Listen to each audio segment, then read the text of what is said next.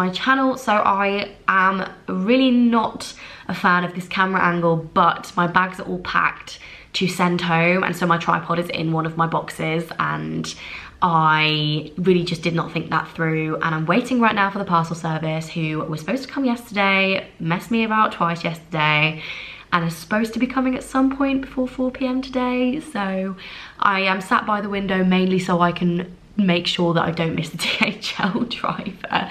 But today's video is just going to be a really relaxed video, and a lot of you have asked me to do this video, and since I'm in the house and I don't really I've had a lot of time to reflect whilst waiting for this parcel, because I've basically just been back in the equivalent of isolation because they can come at any time during the day and I can't leave the apartment. I thought I'd do a video reflecting on my year abroad so far and my time in Berlin, and just how I found it and how it's been moving abroad and homesickness and all of these sorts of things. But before we start, basically as you guys know, I was supposed to be flying home on the 3rd, and I'm now flying home on the 15th, so that I can do the 5-day testing thing rather than isolate for 14 days. And my mom was not very happy about that, like, because I'm not gonna lie, I really miss my mom really misses me, and I think it made her quite upset because she was definitely looking forward to seeing me on the 3rd, and then I sort of told her, like, no, sorry, I'm staying. So I decided, when Popsa reached out to me asking me if I wanted to surprise a family member with one of their photo books, I decided to pick my mom because I think that she really deserves it, and I just thought it would be a really, really nice present. So I have used the Popsa app to make a actual hard copy, hardback photo book of some of our favourite photos together, just because I think sometimes in like a digital age where everything is just on our phones, it's really nice to actually print photos out and have them to sort of cherish and like tangibly keep as memories. With Popsa, the app that you use to make the photo books is literally so easy to use. You can honestly put something together in as short a time as you need to do it. You can customize the colors, you can customize the style, you can customize the layout, and everything's just a drag and drop situation. So even if you're technologically inept, you will still be able to do this, and they come out in such lovely high quality, and I absolutely love the gloss. Like, they just look so professional, and like you've really put thought into it, which you obviously have. So I know that my mom is absolutely gonna love this. So what I've done is I've had one sent to my house as well, and I'm gonna FaceTime her this morning to surprise her. She's off work at the moment because she's not feeling very well, so I'm really hoping that it will be like a really lovely surprise and a really like heartwarming Christmas gift. So this is the photo book that I've got my mum. On mine it says Mom and I 2000 to 2020, but on hers it says Merry Christmas Mom. Also run out of nail varnish remover, so this is a real hot look until I go to get some. But basically I decided to go for like really simplistic, but just a kind of overview of all of our memories. So I've put some of them in like big full screen, full pages, but honestly, as I said, Popsa allows you to customize the layout, so you can kind of do it exactly to how you want it to look. So I've got some pages like this, and like I tried to sort of categorize the photos a little bit, but honestly the quality is insane, and the sheets are so beautiful. They come with like a gloss finish, and I'm really happy that even the photos that are sort of lower quality in themselves, like, actually still look really nice, and it just looks like something so professional. I'm just absolutely obsessed with it. Hello? Hello. You look so stressed out. Why are you so stressed? Do you know what you were about to do to me? I'm not doing anything. It's supposed to be nice. Okay. So I need you to go to my room, and I need you to find a box on. It's addressed to me, but it says Popsa on it. What teacup? There we go, perfect. Okay, you can open it now. You've done a photo book. Oh, that's the wrong one. Not the right one. You need to go find the other envelope. The other one. This one. Right, yeah, try that one. Oh, bless you. That picture of me with long hair. Yeah, I've also got a matching one. Have you? Oh, look. The sweet present. Oh, go get a golf. Ghetto golf was pretty fun. I want to do that again soon. And then that's the only high quality photo we have of the 4 of us. What's that there? The one of us at the golf club. Yeah. God, you can see my wrinkles. That's how I definition. Oh, you just stop. Can you just for 1 second be nice about yourself, please? The panto. Yeah. Yeah. Shame we can't go this year. Yeah. Oh, Christmas dinner. Yeah, those are the only 2 photos we have of Christmas dinner, so we need to get a better one this year. 40. How old was I on that picture? 46. 46, I believe. Yes. Yeah. Oh, Berlin. Yeah, that's the photo where everyone says that we look like super like. I can kind of see it. I can kind of see it in that one. Oh God, Leah's dressed as shit. Yeah, my bra's hanging out in that photo, but we didn't have anywhere my bra wasn't hanging out, so. Well, oh, that was Dublin, wasn't it? Yeah, that was the day where you got really upset because we kept winding you up and you cried. I know, you're all buggers to me sometimes. Oh, that's really sweet, thank you. Do you like it? I love it, yeah, it's really nice. I just thought it would be nice for you to have like a book with all of that. We don't have that many photos really, but... No, the things you don't print them off either, do you, anymore? Exactly, it's nice to have it as like a physical copy. And like, I thought it was really nice to put it together in like a really fancy, professional looking photo book. And now we both have one, so. That picture, really. I love that photo, I think it's really cute. I've got a video somewhere. I've got a video, if I can get it converted, I've got a video of you when you were about that age. Oh, I just think it's really, I think it's nice. Mine doesn't say Merry Christmas, Mum, obviously. Mine says that. Mum and I. Yeah. Aww. Although I know that all the viewers are going to be like, Mom, you say Mom, why do you say Mom? Can you explain why I say Mom? It's Black Country. Thank you. Although I'm stressed now because I can't hear my accent, but everyone on my last video was like, your accent's going to come out when you speak with your mum. So I don't know. It does, doesn't it? I mean, you're speaking it. I mean, I put my work voice on if it makes it any better. Yeah, I was going to say, I can hear your accent. Like, I can hear that you've got a Black Country accent at the moment. Yeah, that's because I'm relaxed and I'm talking to you. Exactly. But if I was talking to somebody at work, then I wouldn't, would I? Exactly. This is the point I was trying to get across to my viewers with varying degrees of success. It's called mirroring. Mirroring, exactly, that's what I said, but I'm glad that you like it. I'm sorry that I got you all stressed. It wasn't supposed to be like a big... I wanted to give it you in person when I came home, which is why I had it sent to you. Oh, right. But obviously, because I'm not flying home until the 15th, I thought I'd do it, so... You're going to use this in the video, are you? Yeah, obviously. I always say, so this was... So do you want to do it again and I'll speak with a better voice? No, I thought that was really nice. The whole point is that it was supposed to be a surprise, like an authentic surprise. Oh. See, now I've said that we're on YouTube, your accent's disappeared. Well, it would, wouldn't it? I'm really self-conscious. So funny. I'll put my lawyer voice on, shall I? No, you don't have to put your lawyer voice on. Just speak normally. People know that you're from the Black Country. This is true, and you know, got to take your comfort where you can. No, you've done it now. You've done it now. You were like, what? Like earlier, you were like, you know, and now you're like, you know. You've got to take the comfort where you can. Oh, Elvis, it's just natural. It's just natural. It's just how we all speak, Kate. Imagine if we did the whole video like this, nobody'd understand what we're saying. No, they won't. No. So Popster have actually been lovely and given us a 30% discount code to use. So if you put in the code Eve Bennett, so literally just my name at checkout, you can get 30% off photo books in time for Christmas. But remember, the last order date is December 16th, so you need to be quick. But as I said, it's super, super easy. So I will put a link to download the app in the description as well as the code. So please do make sure that you go and check it out. Honestly, this photo book is such a lovely gift idea if you're struggling to think of something for Christmas, and it's really personal and thoughtful. So I hope you guys really liked that section of the video. It actually was quite wholesome, I can't lie. And I thought it would bring everyone a little bit of like cheer, you know, if you are missing family members or friends. Obviously because of the pandemic, I'm sure you guys all know exactly how it feels to be missing family members. So I don't need to tell you about that. I thought I'd start with homesickness actually, because I think that that's something that isn't really spoken about that much on a year abroad, and I have never been a homesick sort of person. Even at uni, I've really never struggled with homesickness apart from when I was having a bit of a wobble in first year mentally, but like normally I really am not the sort of person. I wouldn't consider myself a homebody. I don't really like being like I love seeing my family, but I don't like being at home for long periods of time. I like traveling, I like being independent, I like living, you know, by myself, if that makes sense. But I do want to talk about homesickness because I know that that's something that people really struggle with on their year abroad.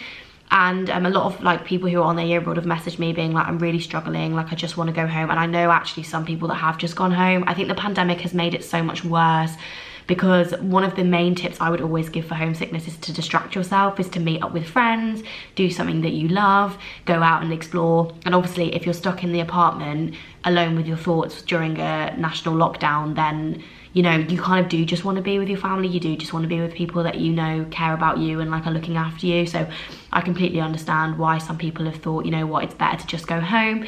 I know a lot of people in Paris, because in Paris it was a really, like France had a really strict lockdown where you couldn't even leave the apartment without a form. Most people in Paris went home at the start of November, because there was just no point in them paying rent to sit there by themselves when they could be with their family. I ended up deciding to stay because it was a part lockdown here and because I was doing an internship.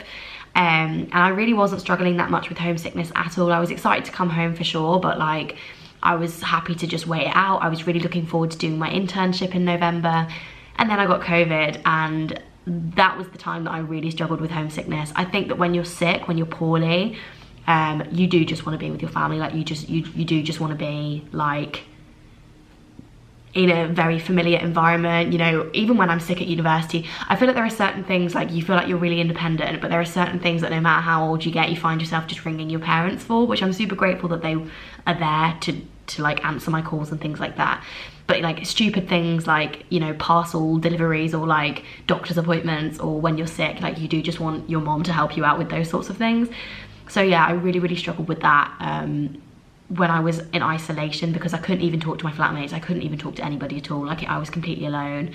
And you know, you do just want to be at home. And I was thinking, oh, like what I wouldn't give for someone to just be cooking me food right now, rather than me dragging myself to the kitchen. But that is part of adult life, and that is part of growing up, that when you get sick, if you're not in a relationship, or you don't like live, well, normally if you live with people they can look after you, but obviously because of COVID they couldn't really, then you just have to get on with learning to be alone. And as I've said, learning to be alone is a really important skill, but I think there's a line between being content in your own company and, you know, feeling really isolated and alone. Like that's a completely normal thing to do. Like it's not, do you know what I mean? Basically, I feel like there's a lot of pressure to really enjoy your own company, and the year abroad is an isolating experience. No matter how many friends you make, like you are ultimately not with your university friends, like you are away from all of the friends that you know, and you can make really good friends on your year abroad, obviously, but you're gonna miss your friends, your family from home. And I think that that's not spoken enough, because you're supposed to be having like the time of your life. You're supposed to be like living your best European lifestyle, you know, but sometimes you do just want to go home and you do just miss the home comforts. And I think that that's totally okay. And it doesn't mean that you're not coping well. It just means that, you know, you're lucky enough to have a really positive life back home that you do miss. And I didn't really struggle with it at all in the summer, as I said, but I definitely did struggle with it. I am struggling. I'm not struggling with it now, because I'm going home in literally a week, so I'm just keeping myself busy, enjoying my last few days of freedom before I have to isolate again. Literally can't be bothered. And yeah, just like excited to see my family. Like this time next week I'll be in my bedroom at home, so it's like okay. But November was really rough, especially when I was really sick. Like I had many a cry about it, just because I felt so alone. But that was probably definitely the low point of my time in Berlin, navigating being sick and trying to navigate German track and trace and the German health system. But I mean, it was very useful for my German. But as I've said before, I think in a video, like it's really hard to speak a foreign language when you're sad, when you're angry. Like whenever I feel any sort of intense emotion, I want to switch by default back to English. If I'm upset, I just don't want to speak German. I find it really hard to argue with people in German, to like do all of those, could confront people in German basically. And so on your year abroad, I think that the one thing I've struggled with is, say if I'm upset or I'm hormonal or something, I obviously don't want to speak German. Like you just want to speak your home language because it's just easy and you don't have to think about it. But then you feel this guilt because you're not speaking the language that you're supposed to be speaking, and then that just compounds the sadness, which was the worst bit, I think. The bit I've struggled the most with on my year abroad so far has definitely been that guilt of just not speaking German all the time. And obviously because of the pandemic, especially October, November, December, it has been near impossible to speak it, really, unless I FaceTime my German friends. Like I'm just not coming into contact with it, especially then my internship got cancelled. Like all of these sources of German speaking that I was trying to do just got taken away. No. I've just got an email from Send My Bag, and I swear to God, if this is saying that I'm not in, The courier has been dispatched for collection today by 6 o'clock. Okay, sorry, I was getting into deep chats then, and then I just felt a rage when I saw that email, because I thought, if it says that I'm not home, I'm about to throw hands, because I'm literally looking onto the street below at this very moment. Anyway, as I was saying, sorry, DHL just bring out a rage in me that I didn't know I had. This is a perfect example of this, actually, though, to be honest. When the guy came yesterday and he was trying to tell me that his truck was full and that he couldn't take my shipment, I was trying to argue with him and confront him in German and being like, that's not okay, like, you need to take it, like, it's an urgent shipment. And then I just got really distressed, because when I'm angry, like, the part of my brain that feels comfortable switching into another language just goes, and I want to switch into English, but I think that that's totally normal. But anyway, the guilt has been the worst part, and I've got really upset about it, I think, because I just felt like it was going to be a real immersion. I knew that in Berlin it would be harder, but I really had decided to, like, you know, only meet with German friends really and stuff, but because of the pandemic that's just not been possible. Like, I have had to rely on my English friends here, because, you know, I think that there's this expectation that you should completely avoid speaking English with friends and stuff because you're here to have the authentic experience. But if times get tough, i.e. if there's a global pandemic and you're feeling really isolated, there's nothing wrong with ringing or calling your English friends, or like going for a walk with your English friends, because that's what makes you feel comfortable. And sometimes you just need that equivalent of a linguistic hug, and just go and talk to someone that gets you completely, is from your culture, just completely understands how you're feeling, gets all your little jokes and references. Like, do you know what I mean? You don't have to make the effort. And obviously, as the time in Berlin, in August and September, I did actually speak quite a lot of German. And then as sort of the pandemic got worse and I was more and more isolated, like, the only people I really speak German with now are the girls in my building and a couple of German friends. Like, we FaceTime occasionally, or we text, and I send voice notes. But, you know, it's really hard to keep up the motivation to just immerse yourself completely by yourself. So I obviously have been doing the language course with Lingoda, which has been so helpful, because that kind of gives me like an hour a day of like German speaking practice. And I have also been watching Druck, which is like a German TV show, which I am obsessed with, and listening to German podcasts and stuff. But I think the longer I'm here, the more that sort of immersion is very hard to keep up, if that makes sense, because you're really having to make the effort to do it yourself. It's not like other people are speaking to you, you're having to just sit and try and absorb. And so I think that the efforts have kind of slipped a little bit now, I can't lie. But I'm excited for the second half of my year abroad for sure. I'll do a video more about that when all of the plans are finalised, but I'm hopefully going to be speaking a lot more Spanish and actually a lot more German on the second half of my year abroad, which will be really, really exciting, and I think will make up for the sort of pandemic-induced lack of immersion that I've kind of felt here in Berlin. But of course, you know, like, I still have a year. I have my whole final year to work on my German, even if I'm not in the country, and I have learned so much about the German culture, and I have learned a lot of German. Like, my German has improved quite significantly, and I have noticed that in the fact that I can just think of things really, really quickly now in German that I just couldn't before. You know, like, I feel so much more familiar with the language. I feel like I can use it so much more confidently in so many different situations, which I can't do with Spanish at all now. Like, I sometimes think, like, I watch an English show and I'm thinking, could I translate that into German? Yes. Could I translate it into Spanish? No, not at the moment. So that is actually really, really nice that that's kind of come out of this whole thing. So my German has definitely improved. Have I become fluent? No. Can I literally, like, am I at a level now where I can communicate and get what I need to get across in any situation? Absolutely yes. So, you know, like, I am definitely at a level now where if I was to move to Germany, I would be absolutely fine, which is really, really cool. I'm trying to think what else I wanted to talk about in this video, RE reflections on my year abroad. Yeah, so obviously the social life has probably been the one thing that's not been how I expected it to be, but I also knew that that was going to happen because we're in the middle of a global pandemic and it really is not the top of anybody's concerns. I think it is kind of a bummer, you know, you do expect to go on your year abroad and you expect to make all of these. I'm so sorry, by the way, that it's so dark. I literally cannot stress to you enough that the sun has just not come out today in Berlin. Like, it is 11 o'clock and it is no lighter than it was. Like, it's just so dark, like, genuinely.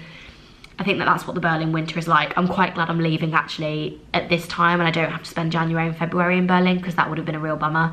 I'm glad that I came in the summer and I'm glad that I really had that experience. But yeah, as I was saying, RE social life in the summer was much easier because it was sunny. You could meet with people outside. Like, you know, there were no restrictions really in Berlin at all, to be honest, like, apart from, you know, keeping your distance, washing your hands, you know, all that sort of stuff. And so you could meet up with people outside, like, with no problem. You could also meet up with like 6 other people in a bar with no problem. Like, And so it was really easy to sort of keep yourself occupied, go out for drinks in the evening, etc, etc. Whereas obviously as the winter weather closed in, the cases started to grow. And now the only real social interaction I kind of have is walks in a park, and we'll go and get some glühwein, which honestly is very wholesome. But yeah, I've been going on lots of park walks, but obviously you can't really stay out for that long because you get really cold.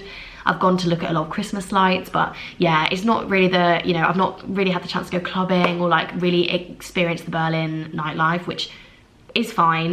You know, there really are worse things going on right now, but that is kind of a part of the year abroad that I'm sad that I didn't really get, because in 4th year obviously I want to work really hard and I'm not going to be going out that much.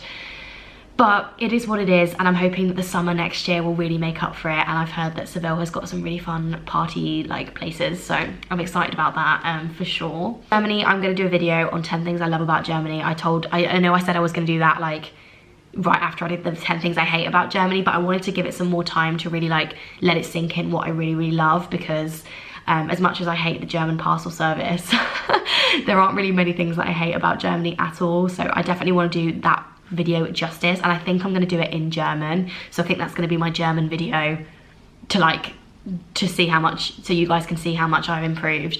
But honestly, I've literally loved my time in Berlin. November was a bit of a rough month, but for how much fun I had in August, September, October, like I really cannot complain. I was so grateful that I could even have my year abroad. So many people did not even get their year abroad and are fighting with their universities, whereas Oxford were really helpful, and they were giving us insurance whenever we wanted it, like within reason obviously.